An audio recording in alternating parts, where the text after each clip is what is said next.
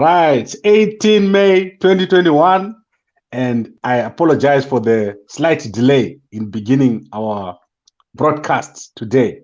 We had some technical difficulties, but it has all been sorted out. I'm joined today by my regular guest, Mr. Feddious Mutenheri, soon to be doctor. How are you, sir? I'm well, Mr. Gabakwe, and thanks for inviting me, and a very good evening to all the viewers around the world. Okay, fantastic. So let's go straight into the topic. Professor Jonathan Moyo, a very controversial character, has become one of the key go-to people for elections in Zimbabwe. What is happening? Is that a strategy, or is there a bigger plan behind all this? Thank you very much for that question. And Mr. Gambakwe, you will allow me to put, as usual, everything into proper purview, especially when we discuss what you rightly call a very controversial figure in Professor Jonathan Moyo.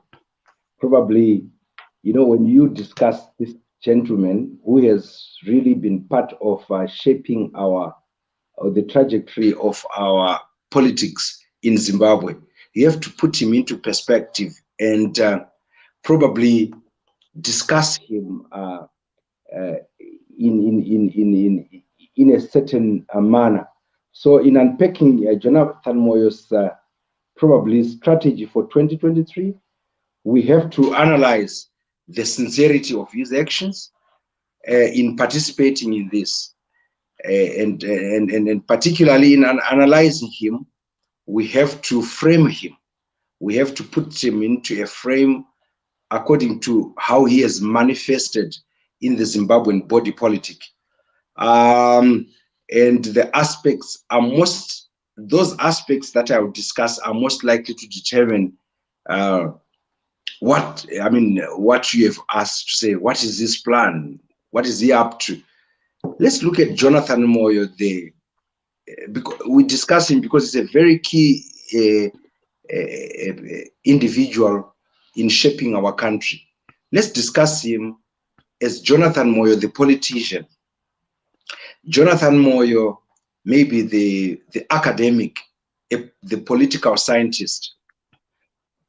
That's number two. Number three, we discuss him as Jonathan Moyo, the victim of Gukura Hundi, a very sad chapter of our country, and we all know what has happened to him. And probably the number four, we have to frame him as Jonathan Moyo, the human being, Jonathan Moyo, the vulnerable human being. So probably let me start by discussing Jonathan Moyo, the politician. Jonathan Moyo, the politician, one would look at him as like Mr. Gambako have said, just give me some few moments and I would want to describe that because it will help us to map what probably is his plan. Jonathan Moyo, the politician, probably we could say, is a mixed bag.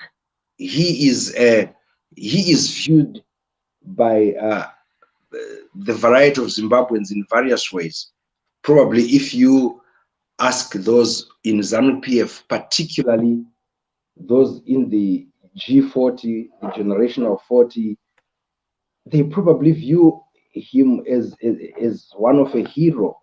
But if you view him with, according to the ZANU-PF, that is currently in power, they loathe him. And if you were one person from Cholocho, you probably would love him because Jonathan Moyo, remember, towards any election in Cholocho, he was one person who was known.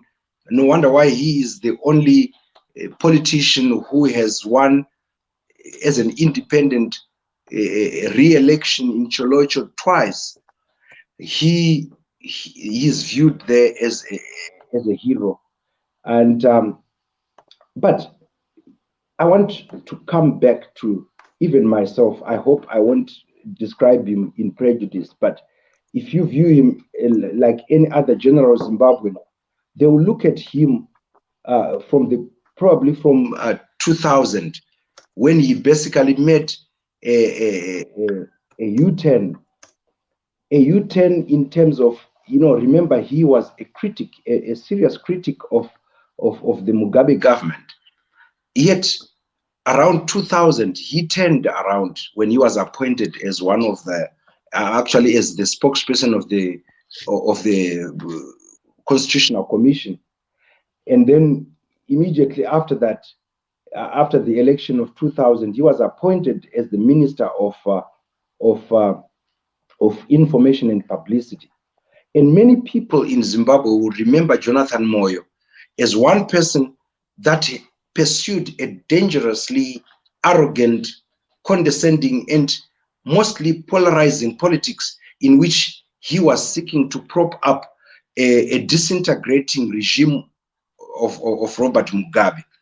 And during that period, we know most people still remember what he did, particularly that, if you remember, in 2002, he was the minister responsible for sponsoring the IPA bill and POSA bills, which became law. And these laws, remember, were as one cabinet minister then, even in ZANU-PF, Dr. Edson Zobo, may his soul rest in peace, he had described Jonathan Moyo's bills, particularly IPA, and he said, in his actual words, he had said, I can say without an equivocation that in its form, IPA was a calculated and determined attempt to assault the freedom of speech and human rights as they were regarded in the Constitution of Zimbabwe. And that was a very scathing a review of what he was doing. And within those years, even in 2003, the Broadcasting Act of Zimbabwe and the ZBC Commercialization Act, all those acts which were sponsored or which were under him, actually meant that Zimbabwe's space, Zimbabwean space for freedom of speech was actually attacked. So as a politician, that's what people would remember. And remember, even during that time, we remember that the Daily News, which at that time, I'm not talking about the current Daily News, at that time even was bombed. And he even had the audacity to mention that the Daily News is a victim of the rule of law that it had preached over the time. What an attack on the rule of law itself and freedom of speech. The moving away of Justice Gabe, we know what Jonathan Moyo had said at that time. And what I'm saying, Jonathan Moyo as a politician at that time pursued what we would say was an arrogant kind of politics, because he was close to power, because he was pursuing his own power and political fame, probably one can say. I remember myself, as a student at Midland State University, I was the Secretary General of the Development Studies Society, and I even wrote a letter. We would write letters if we were to invite people to do public lectures. I was at Midland State University, 2002, 2003, and I had written a letter to him. He came to Midland State University, and I remember at that time he is a character that was loathed and loved alike. He came to Midland State University with his permanent secretary at that time, who was George Charamba. And I remember that even as we had posted posters around the university, no one seemed interested. But as soon as he entered with his motorcade, whether you will call it a motorcade, I have never seen the Great Hall at Midland State University so full And as he arrived, the whole hall was so full, even by the windows outside. Everyone wanted to watch Jonathan Moyo. And he was presenting, I still remember today, he was presenting on a topic which we had given him, which was, what is the role of non-state actors in Zimbabwe? Remember, at that time, NGOs had been politicized, and he was one person at the forefront to say NGOs are carrying a foreign agenda and stuff like that. And he started with a conclusion and said, you know, NGOs and non-state actors in Zimbabwe are doomed. And I remember even students who included one of our student leaders at that time was this Student Representative Council President Jabusile Shumba. They actually staged a protest against IPA because that was the time, and soon he was expelled.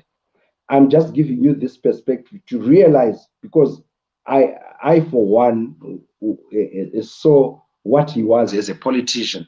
And Jabusile Shumba was expelled from MSU. He would later complete his studies elsewhere.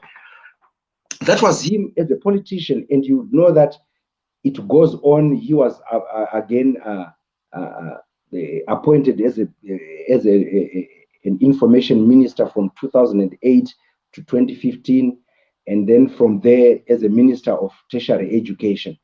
Another point that I would say is him as a politician, there is no doubt that Jonathan Moyo is an effective and efficient human being, and that he did it so well, except that he became a very dishonest politician. Secondly, I said, let's frame him as an academic, as a political scientist. Hate him, like him. Jonathan Moyo is one of the finest brains that we have in Zimbabwe, and in particular, as a political scientist. Jonathan Moyo, go back to his writings. I remember reading his book, which we published, I think it was 1992, that is The Politics of Administration, analyzing the bureaucracy in Africa. The gentleman is talented. He can unpack issues as they are, particularly in politics, and you can admire him. And recently, he was on I mean, he has been obviously on many platforms presenting. And if you go into SAPE's presentations, you can see Jonathan Moyo, the academic, and you like him. Recently, he was talking on the next election, which obviously we are going to talk about. And I would say, as an academic, Jonathan Moyo is one person that you cannot discount if you want to understand the dynamics of the Zimbabwean politics, the dynamics of Zimbabwean public administration. Right. I've also said Jonathan Moyo, let's analyze him as a victim of Gukurahundi. His father, remember, was killed by the very people he had to work with, even in 2000. The people he knew very well were responsible for his father's death. And during that time, he worked with the people with which he was conflicted. People probably he would have wanted to see justice meted against them, but he still had to work with. The current president is one person that comes to mind because he has said it clearly. And so his action that he has done and which he has to do in future have to be viewed in that regard.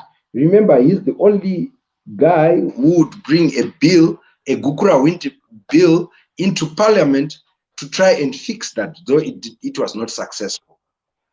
Then, fourthly, I'd say, let's look at Jonathan Moyo, the human being. We have seen his vulnerabilities. I remember, and I feel sorry for him, when his daughter died. The daughter I think was murdered, or whichever circumstances. I saw him at his funeral. He cried like a human being.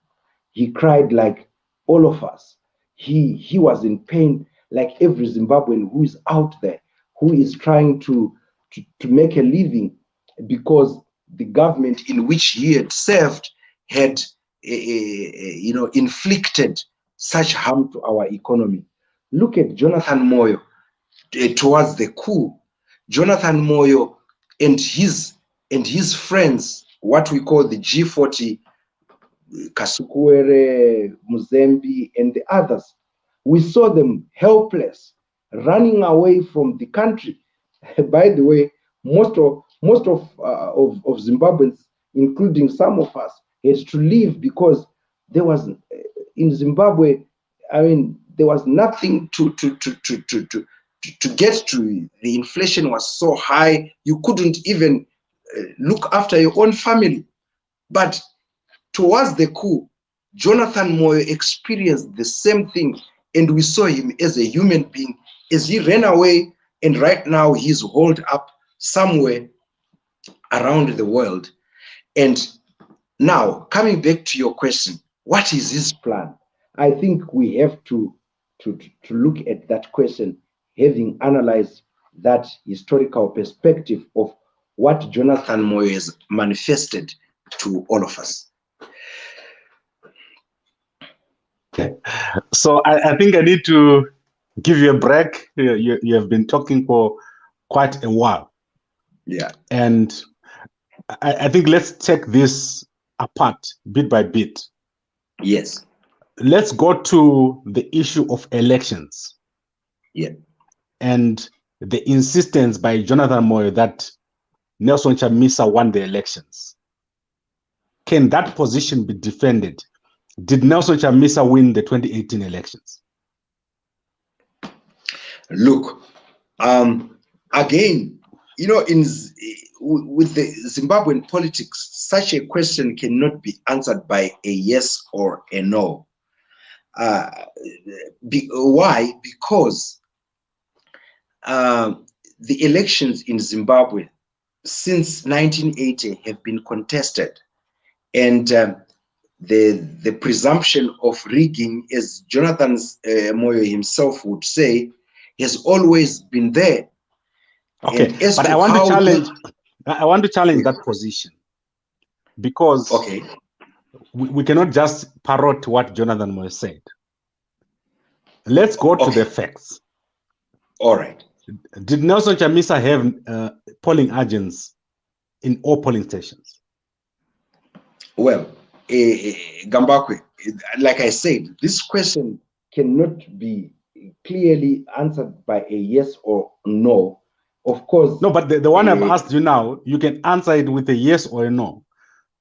No, Jonathan Moyo himself, he said Nelson Chamisa did not have polling agents in 500 polling stations.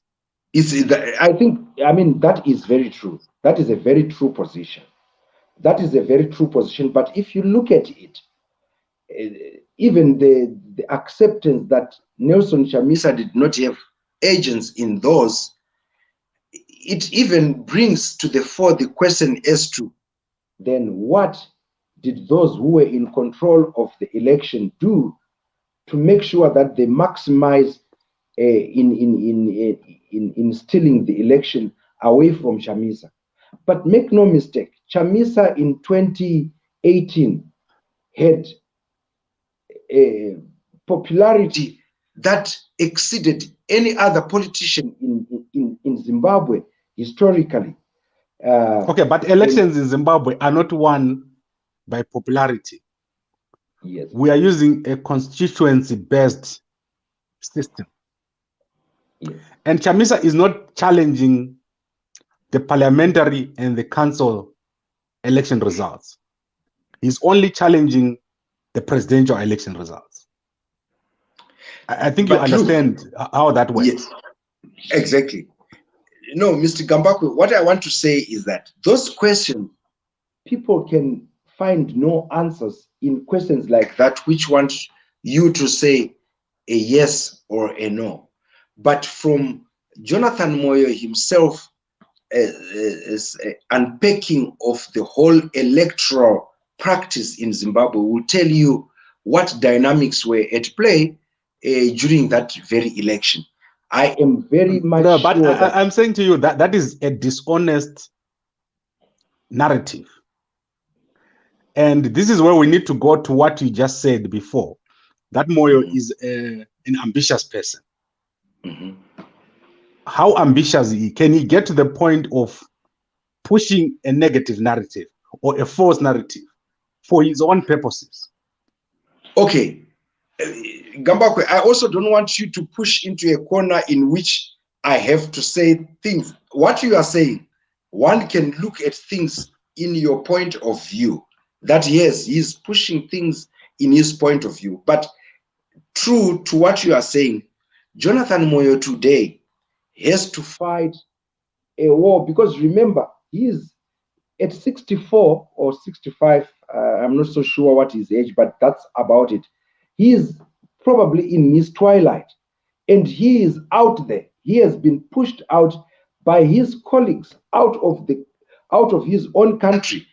And today, when he speaks the way he speaks, we can understand him. But what I want us to do is to say, what he is saying, is it helpful or not as we approach into the 2023 election? Yes, Jonathan Moyo today would speak for the MDC Alliance properly, and would sort of give ideas like what he's doing. We can all see it. But remember, he is a person who is trying to push a narrative in which he can also find his way back into the politics of Zimbabwe, or to get back his life. So in either way, he is conflicted. But the point that he raised, I think, as a researcher, I've looked at Jonathan Moyo. I've told you, as an academic, hate him or like him, he is one person that can unpack the dynamics of the Zimbabwean politics to your own satisfaction, and with research, with a tangible research. So I think when he speaks about Nelson Chamisa having lost the election because it was stolen from him, I think let's listen to him and let's hear what he has to say. Okay. Is that not a dangerous approach where you learn nothing from your mistakes and only maintain a position that you know is not correct? Because personally, I think if you listen to Jonathan Moyo, Chamisa did not win the elections. There was a weak campaign on Chamisa's side. There were no polling agents. They did not have the V11s and the V23s. When they went to court, their case was weak, and they could not expect the judges to give them the win or to overturn Idi Mnangagwa's win. Is that not a strategy on Moyo's side to mislead Chamisa and the MDC Alliance so that they go into the 2023 elections and make the very same mistakes? Well, I beg to differ on that. I think what Jonathan Moyo is doing is that he is laying bare. If anything, I think he is throwing what I can say is the proverbial kitchen sink at Mnangagwa and his administration, basically revealing the issues that were at play. That's why I told you that Jonathan Moyo is a strategist. Jonathan Moyo is a thinker, is a political scientist, and he has done research on this previous election. And what I think he is doing is not necessarily misleading Chamisa's thing. But what he's doing is that he's giving them pointers in time to say, look, gentlemen, if you are to win the upcoming election, I think I've listened to him on his 5 variables and 5 consequences of the elections that in his analysis. And I think in his variables, that's where your question is coming from, where he is talking about what issues affect the election, where he talks about the need for people to do a lot of work in the pre-election season, for people to look at the voters' roll during the election, for people to, in the election campaign, for MDC Alliance probably to look at,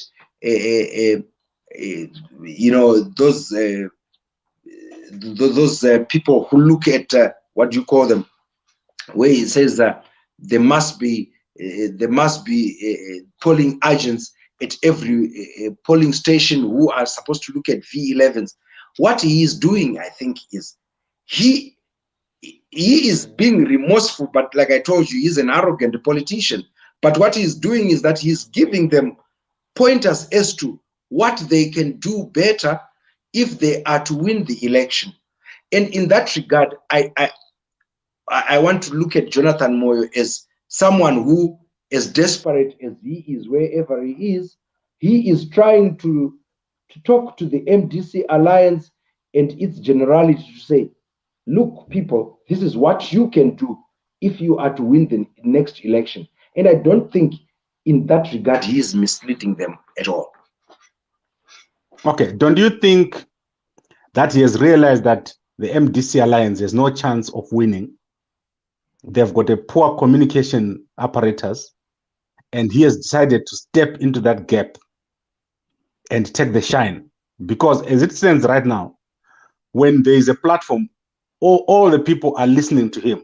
They're not listening to Mahere, they're not listening to Chamisa, they're not listening to Scala. He sort of like takes the key position there, where everyone is looking at him. And he knows very well that in 2023 they will lose. They will not win. Is that not a strategy? No, Gamba, okay, on that note, look, I want you to listen to my own thoughts on that. One can go against those. What I think is that from listening to Jonathan Moyo and from listening to what the MDC Alliance has been saying, and I don't think that he's trying to take a shine, but the politics of Zimbabwe has become more unpredictable. You would not be shocked that alliances are made sometimes which we do not know. Who would have thought that the MDCT as we knew it, now led by Douglas Monzora, would align to the current administration? And if Morgan Tsvangirai would wake up today and find out what is happening, I don't know, probably he would be so disappointed. No, but that's a dishonest narrative. Listen, let me continue. Mr. Mutenheri, I want to challenge you before you go. I want to challenge you because okay, you are continuing with a dishonest narrative. Tsvangirai was in a GNU with ZANU-PF. He was married to 2 women whose parents are from ZANU-PF. So why would you be disappointed with anyone being close to ZANU-PF? Look, Gambakwe, I would also appreciate if you would let me finish a point that I would say. I would finish it and come back to what you have just said. My point that I was trying to raise is that there has been talk which came out as political banter that Nelson Chamisa's MDC Alliance has some sort of connection with the G40. And the point I was trying to raise is that if you look at it in terms of numbers from the election we came from, Nelson Chamisa had numbers, and he, in opposition politics, looking at the numbers, he is on the side of the people. And if he were to be in alliance with G40, and as long as he is with the people, I don't think people would dispute that. They would only probably be worried about the sincerity of Jonathan Moyo that I've talked about. If you talk about Morgan Tsvangirai and his personal life of whether he was married to women who had links to ZANU-PF, I think if we do that, then we are mixing different things. Politics is a game in which there are no permanent friends and no permanent enemies and no permanent friends. But love and emotions, these are things that can be determined by the heart. And we have seen many people. I want you to look at places like Kenya, in which Raila Odinga and Uhuru Kenyatta, unlike friends, came together. Go to Kenya, a recent one. The MDC Alliance is an alliance of people who would not have been together because of differing ideologies.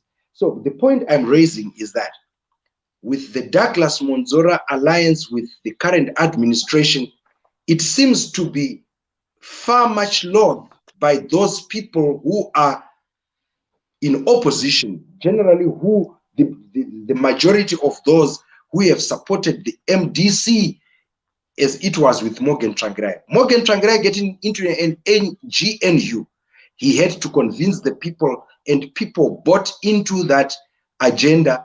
And it was not like what we have seen with Douglas Monzora, where it looks like it's more of a hatchet plan with the current administration to decimate the MDC Alliance, which we all know that it had won quite a number of seats in parliament. Okay, I think this is where the MDC Alliance gets lost, because Zimbabweans have an idea of, or the habit of taking their opinions and making them facts. So let's go to the facts.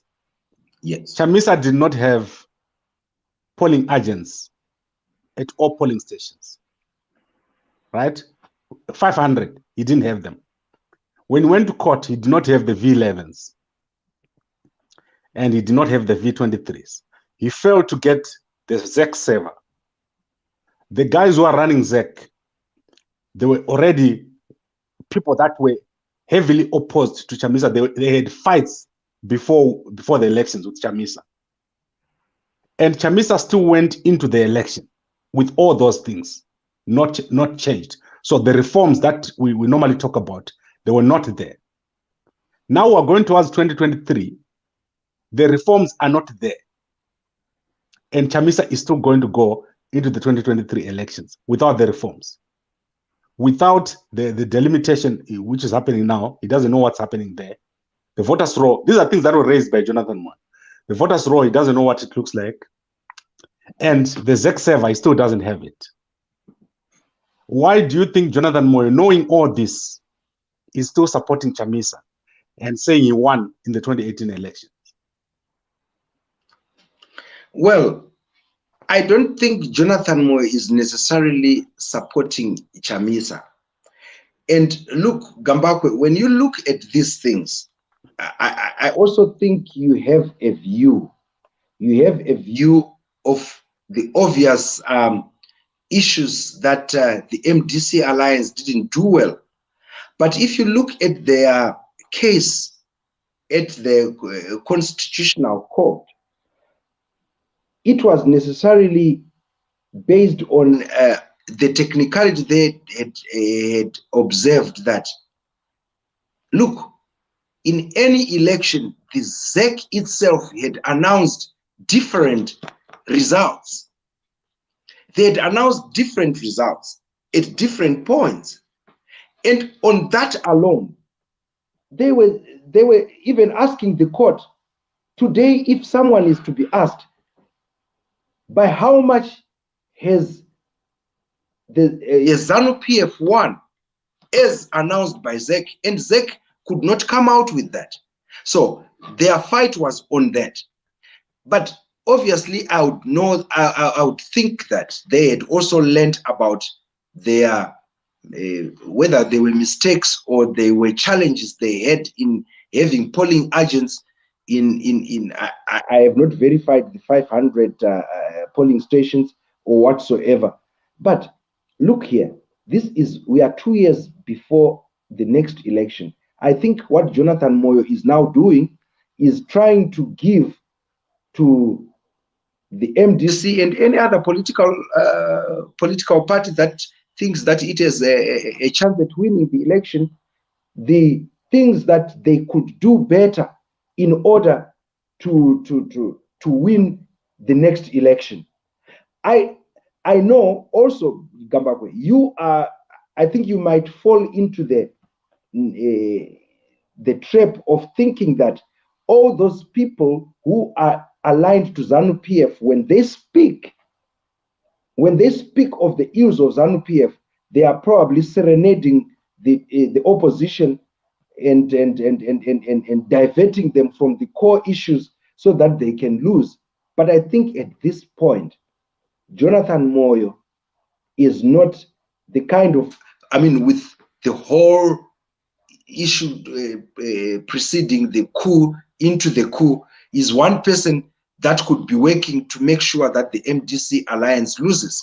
Because I've always thought that Zimbabweans as well have always thought that once someone is a ZANU-PF person, they will always be ZANU-PF. Whatever they will say or whatever they will do, they are doing it on behalf of ZANU-PF. But you must understand that within ZANU-PF itself, the factions that are there, which are in the public domain, have shown us that within there are fights itself that if they are exploited in this election, there is a possibility of the opposition winning. And Jonathan Moyo, I think, brings out variables and that are likely to affect this election. But let me tell you something that he said, particularly in the previous SAPES discussion. He talks about how this election would be affected by the consequences of the coup. What are those consequences if you look at it? And I think some of the consequences of the coup, you must look at them. For me, as I was thinking, ZANU-PF is not, today is not the ZANU-PF we knew in Mugabe's time.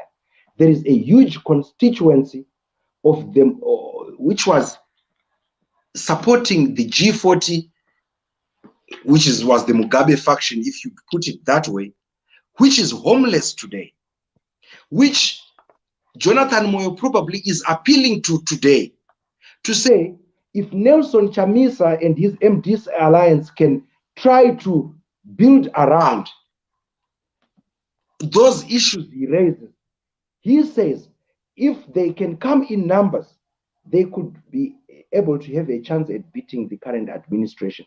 And I don't want us to be, when we analyze these issues, to be not aware of those kind of dynamics. Okay, so I want to make my point, and I want to emphasize on the point of that Chamisa won't win in 2023. Let me tell you why. And okay. I want you to then put it back to my question of why Jonathan Moyo, knowing very well that Chamisa won't win, is continuing to support him and just trying to suck the popularity which Chamisa has got onto his side. Firstly, Chamisa does not have proper structures in his political party. In fact, his political party does not have a name. Are you aware of this? Are you asking me a question? Should I respond to that? I'm saying, yes. Are you aware that right now, as we speak, the MDC Alliance name is contested? Okay. Now, Gambakwe, I also don't want us to pick things from probably what we hear from other political parties. I think your point is coming from court. This is a court ruling. Saying that we have the right. It's a court ruling. There's a court ruling that says that, what I just told you. The thing is, the MDC Alliance does not recognize court rulings. Is that not correct? When there's a court ruling that goes against them, they do not recognize those court rulings until they go into the election, and then they lose because of a court ruling. No, there is a court ruling that says MDC Alliance is not a political party, but is a coalition of political parties. Okay, Gambakwe, I think I also need to put those court rulings into perspectives. I've looked at them as well and wondered what it is. You must understand that those court rulings were not necessarily lost particularly on the name, but it was on technicalities. For instance, the first one where they could not bring a constitution of their of the MDC Alliance, as then was contested, and then in that particular case they were told that they cannot claim the name. But the fact of the name, I think it's another narrative that people are trying to push. Remember, when MDC split at times, even with Morgan Tsvangirai, it was only about putting a T in front. It's not like the people are not aware of what is happening. So the issue of the name, as you raise it, I don't think it is a name. On the eve of the election, probably MDC Alliance could choose to say we are MDCAC, Chamisa, that the ZEC does not have an issue with that. But what Douglas Monzora and others are trying to push is that we are going to take the name at the eve of the election and therefore try to put in disarray, as we have seen, the MDC Alliance. But I don't think that we should focus on that. Where, on your point of structures, I think, Gambakwe, I'm not an MDC Alliance activist or anyway, but I follow things. They have been on a very serious overdrive of rural, mobilization, particularly even in the zone where ZANU-PF is mostly dominant. And I think, well, without probably exposing them, I think we should not quickly make a conclusion that there are no structures. I think they have also had a strategy, which I think has been good, particularly Nelson Chamisa, that he has been quiet. But I think it is coming to be time where he should also talk. But his silence should also not be viewed, as weakness. Zimbabweans have got a tendency, I've realized, particularly in the election of 2008. Remember, in the run-up to 2008, there was the final push, which looked like it was a failure. Then the 2005 split in the MDC, in which even the most strongest Secretary General, Walshman Ncube, had taken a huge chunk of the seniors in MDC. But 2008 election, the Zimbabwean electorate punished whoever was involved in that. And MDC won. It's unfortunate that they could not control the levers of power at that time. But there is no doubt that the electorate in Zimbabwe had shown that we watch whatever dishonest activities happen. It's my view. Someone can dispute that. Okay, I'm not disputing, because obviously this is your opinions. But if we look at what Jonathan Moyo is saying, the facts that he's laying on the ground, and then what he's supporting, there's no alignment. For example, if you look at the issues that will make someone win going into 2023, is a united opposition, strong structures, political reforms, and electoral reforms, media reforms. Those are the things that will make you win an election against ZANU-PF. At the moment, Moyo is not talking about that. He's talking about the 2018 elections. He does not worry himself about what Chamisa should do. And this is why I'm saying, is he not strategically positioning himself so that he can ride on the popularity of the MDC Alliance? And then at the end of the day, he just says, I'm not part of them, but he's too popular because you are supporting Chamisa. Well, like I said to you, in my opening analysis of Jonathan Moyo, that his problem would be that that there is quite a number of people who do not trust him. Remember that in the 2008 harmonized election itself, the MDC, the mainstream MDC, did not field a candidate in Cholocho North, where Jonathan Moyo was running, in the spirit that, because remember, he had been fired from ZANU-PF, and he won. But no sooner had he won did he start attacking the same MDC. That, I think I've already alluded to that, that those are the aspects about Jonathan Moyo that are not trusted. And even today, even if I'm sure MDC are not, strategists are not zombies who are not alive to those issues. But remember, the zone where we are as Zimbabweans is not a zone where we must be comfortable in single political parties. If you have listened to these people talking, what they are calling the citizen convergence, CCC, I'm not so sure how it ends, and they are sort of saying we are moving away from the political party per se kind of view or kind of orientation or paradigm into a broad alliance. And like I've already told you, today there is no reason why a bigger alliance, and in my view, probably history will judge this.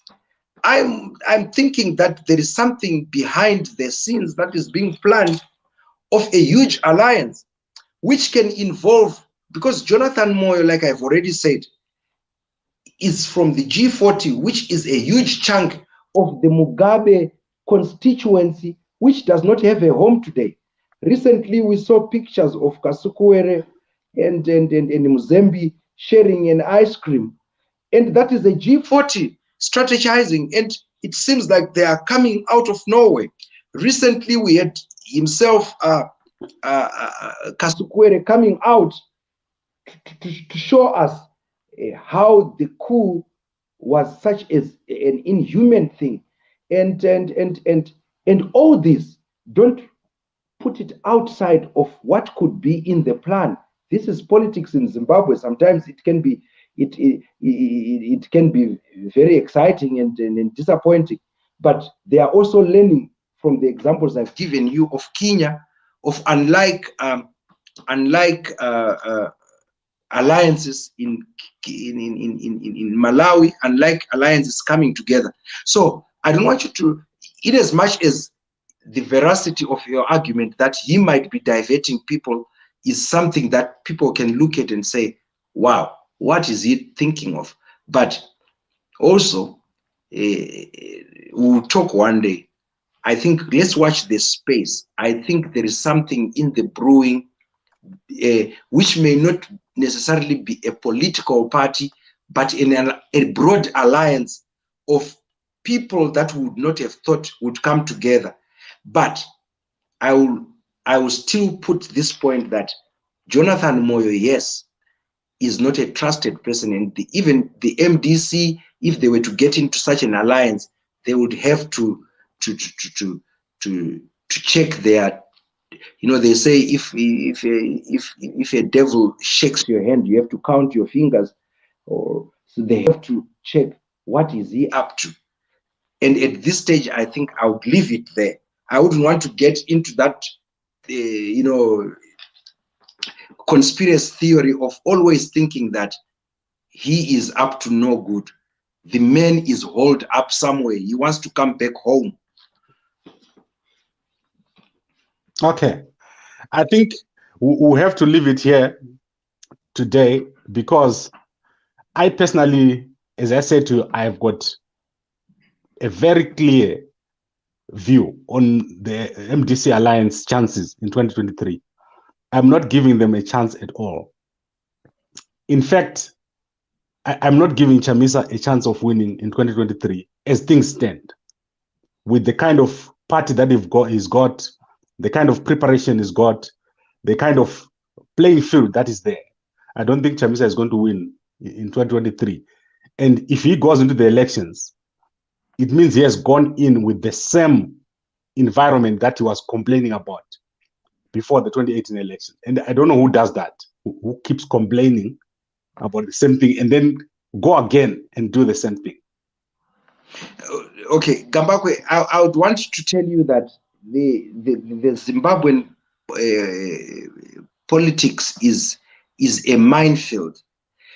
But also you must understand that in theory we are a democratic state in which no other means can people imagine, you know, wresting power from an incumbent except an election. And I'm sure partly you are right that they had expected that the South African mediation, which had shown signs that it would come through, would probably give them an opportunity to instigate those reforms you are talking about. But remember, and as Jonathan Moyo himself said, rigging in Zimbabwe is not that easy, is not that of an easy a thing. Like we always thought, probably there is ballot stuffing. But we have, of course, we have come to know that gerrymandering is part of it. Like soon they will be delimiting the constituencies.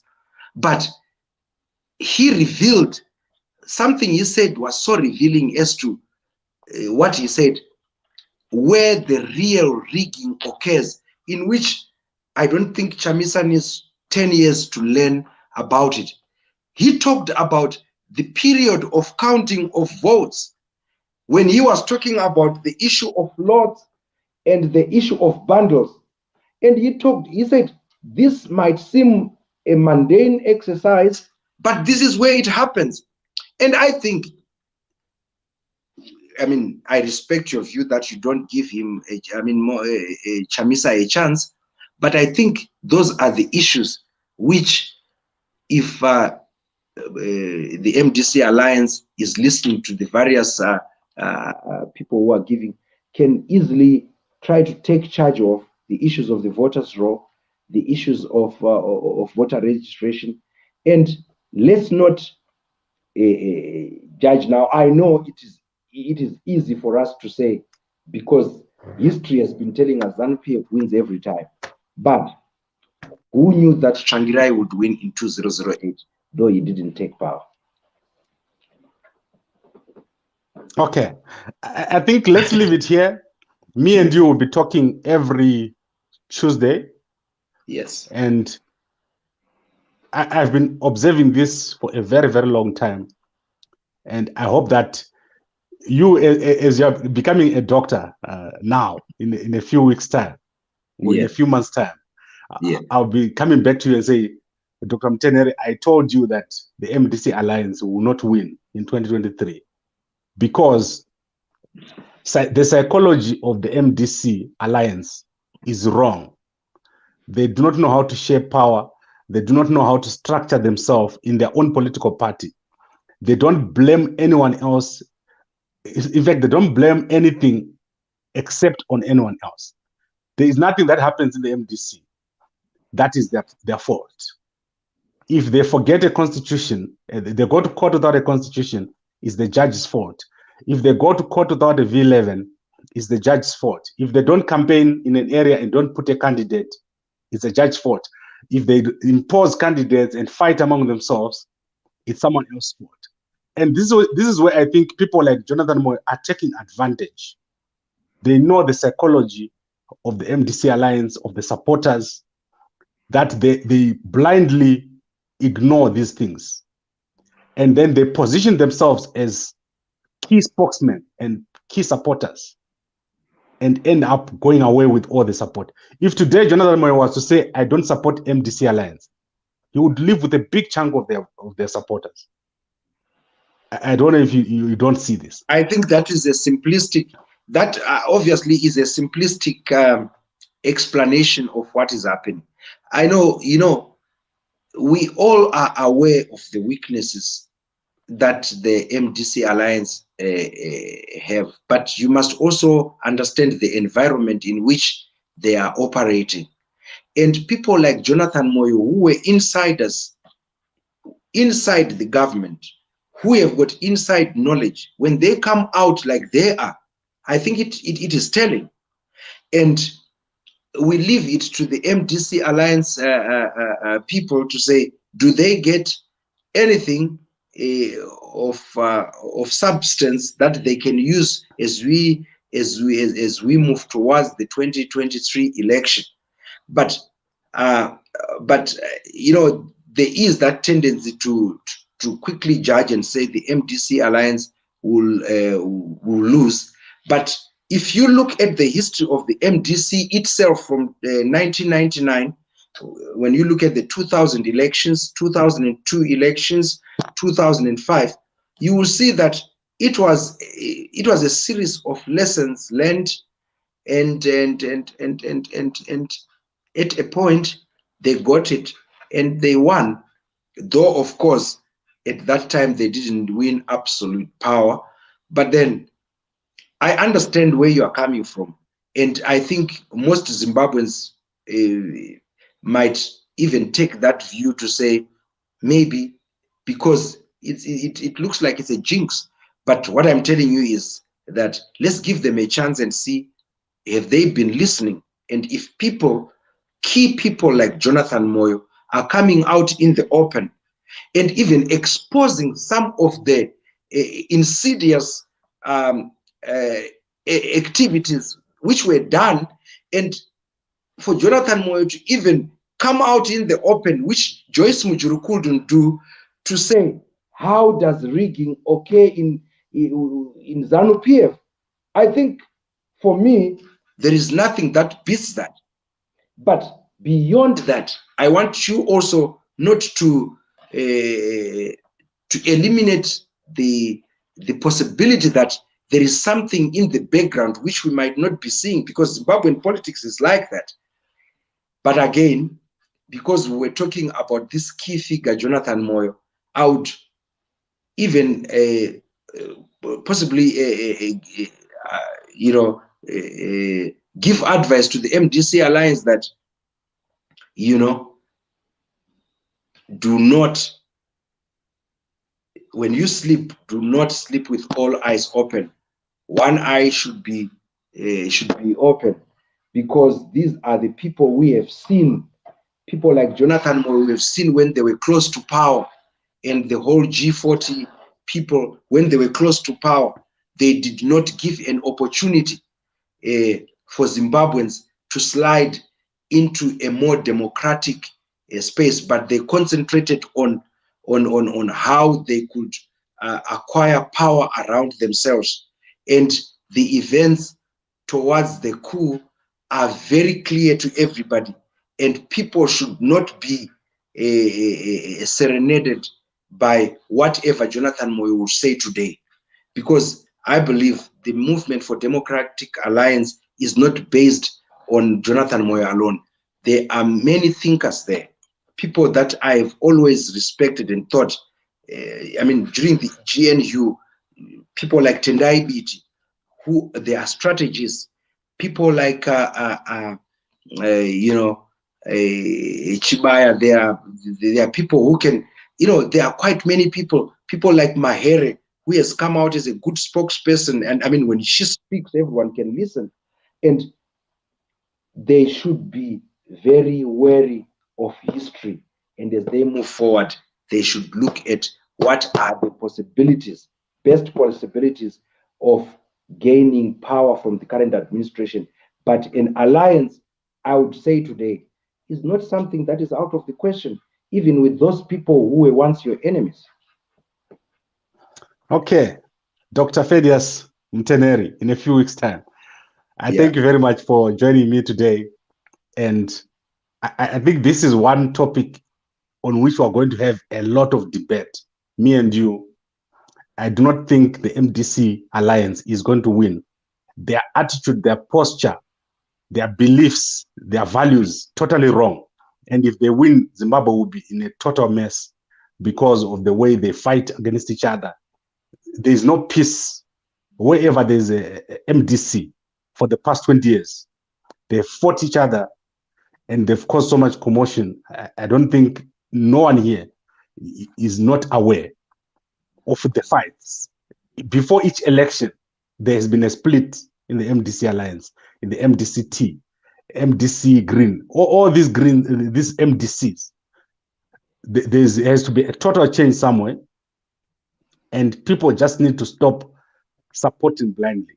And I'm one of those people who don't follow them blindly. 1 minute, just 1 minute of your time. You must understand that even ZANU-PF, all these people in ZANU-PF we talk about, they have never been in one party at all the times. Robert Mugabe was not always in ZANU-PF. They were in ANC. People like Nathan Shamuharira, who became one of the prolific publicity ministers, was in many parties, ANC, ZAPU, ZANU, Frolizi, and all that. And this is not a new thing. You know, breaking apart, splitting, and uniting and forming other parties is the political game, because in politics, like I've always said, there is not always permanent friends or permanent enemies, but there are always permanent interests. And I think at some time we will find an alliance that bring all those things together, in which some interests are brought together, and probably we might have a change. But your views are respected very well, Mr. Gambakwe. And my pleasure being on your platform, which I think, Mr. Gambakwe, is a very important platform for people in the diaspora, one of which is myself, is one newsmaker, make no mistake about it. And my advice would be that keep on bringing many views, varying views, and Zimbabweans respect that. Right, thank you very much, Doctor, and we'll talk again next week. Thank you very much. Good night.